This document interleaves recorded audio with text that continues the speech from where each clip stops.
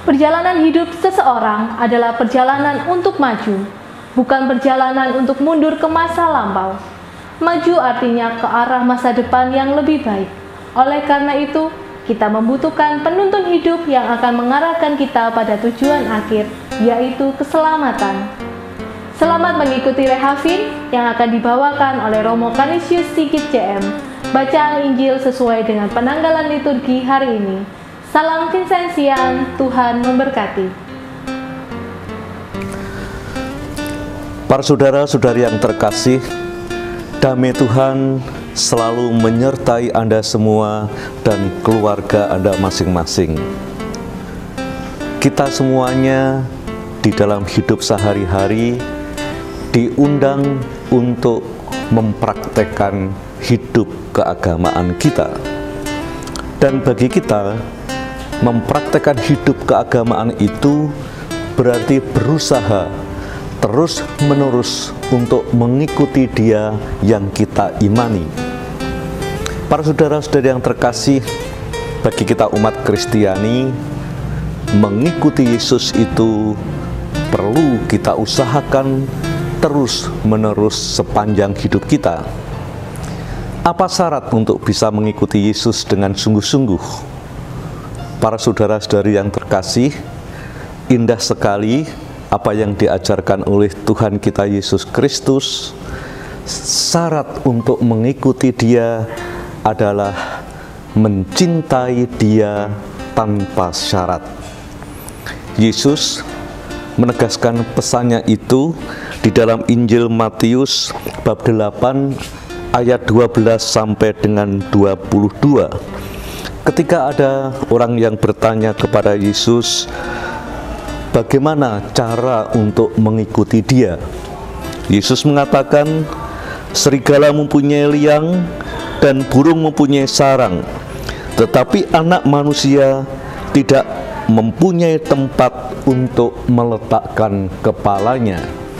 Pesan apa yang disampaikan oleh Yesus di dalam kalimat ini? Para saudara-saudari yang terkasih, kalau kita ingin mengikuti Yesus, pertama-tama jangan bertanya apa yang akan kita dapatkan, fasilitas apa yang akan kita terima, keuntungan-keuntungan apa yang akan kita dapatkan.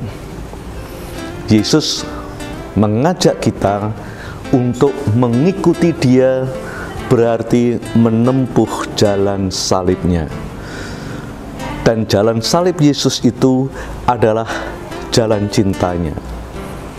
Mengikuti jalan salib berarti memberikan diri, mempersembahkan hidup, memberikan yang terbaik kepada Tuhan dan kepada seluruh yang diciptakannya. Karena itu, mengikuti Yesus berarti mengambil jalan cinta tanpa mencari keuntungan apapun atas cinta yang kita persembahkan kepada Tuhan dan kepada sesama itu. Para saudara-saudari yang terkasih, bagaimana kita bisa melihat cinta tak bersyarat itu di dalam hidup kita sehari-hari? Pertama, mencintai tak bersyarat itu berarti kita ingin memberikan yang terbaik kepada yang kita cintai. Mencintai Tuhan tak bersyarat berarti hidup yang terbaik itu kita persembahkan kepada Tuhan hanya satu, karena kita ingin memuliakan Tuhan. Dan mencintai sesama tak bersyarat berarti kita ingin memberikan yang terbaik kepada sesama kita itu tanpa menuntut imbalan apapun juga, kecuali karena demi mencintai itu.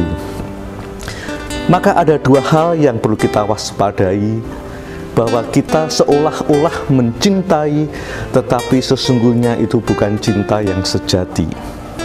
Yang pertama adalah cinta yang tak bersyarat itu bukan bersikap transaksional.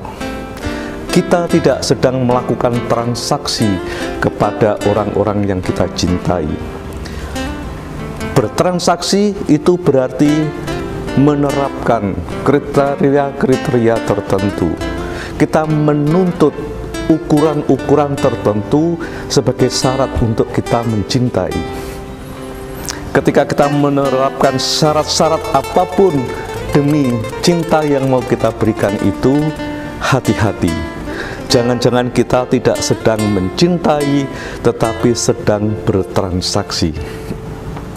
Dan yang kedua, para saudara-saudari yang terkasih, kita akan bisa menghidupi cinta tak bersyarat itu kalau kita bisa mencintai bukan orang-orang yang kita sukai, bukan mencintai orang-orang yang punya keyakinan sama dengan kita, bukan hanya mencintai orang-orang yang sudah menyenangkan hati kita.